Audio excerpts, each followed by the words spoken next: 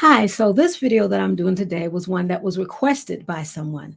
I'm always saying that there's alternatives to spanking your children or whooping your children. And so someone asked me, well, Lois, well, what are some alternatives? So today I'm going to give you 10 alternatives to just spanking or whooping your child. So stay tuned. So, yeah, I did a video and I'm going to put it up here at the end. I did a live video. And one of the things I was talking about is that, sometimes we go to what we've learned.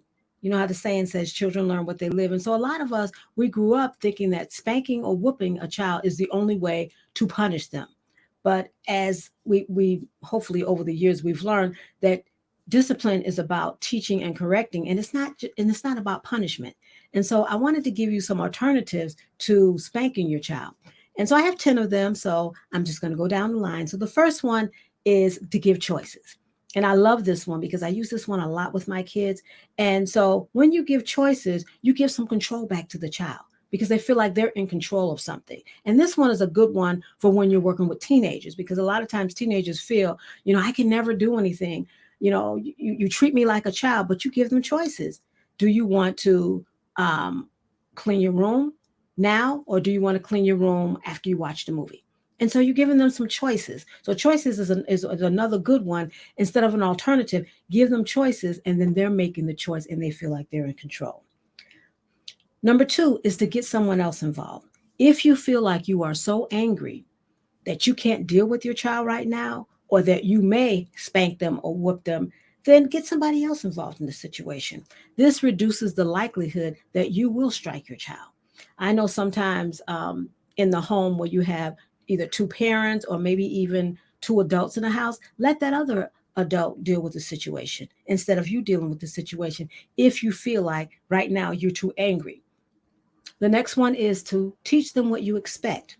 Instead of punishing them for misbehaving, teach them what to expect. Tell them, you know what? Next time when you come into the house, I expect you to hang up the coat. Sometimes what we do is we assume that kids know. And in another video I did, I talked about realistic expectations. Sometimes younger children may forget what you told them to do. You have to repeat it over and over for them. And sometimes it's like, you know what, I've told you 5 times, but remember, they're younger and you have to repeat it for them. So instead of punishing them, teach them what you expect. You know what? I expect when you to come into the room, I expect you to hang up your coat. I expect you to remember to do this. So instead of punishing them, you're teaching them what you expect.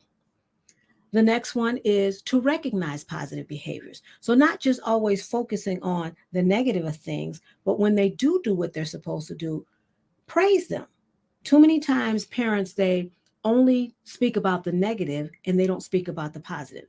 So, when you're speaking about the positive and praising for the positive, they want that to happen again. So, they will continue to do what they're supposed to do. The next one is a timeout. That's one that a lot of people have used. And what the rule is 1 minute for every year of age. So if your child is 3 years old, they have a 3 minute of a timeout. And what you're doing is giving them time to think about what they've done. And so with the timeout, you take them to a quiet place where they can think. And then after they've calmed down and they're under control, now you can talk to them about what they've done. But a lot of times, what parents try to do is while the child is having a tantrum, you're trying to talk to them. Well, they're screaming and hollering, they're not listening to you. And so then that's when the punishment comes. That's when the spanking comes to be quiet. But they can't hear you because they're crying. So if you pull them away from the situation and give them a timeout and let them think about what they've done, and then afterwards you come in and you explain it to them because you want them to calm down so you can talk to them.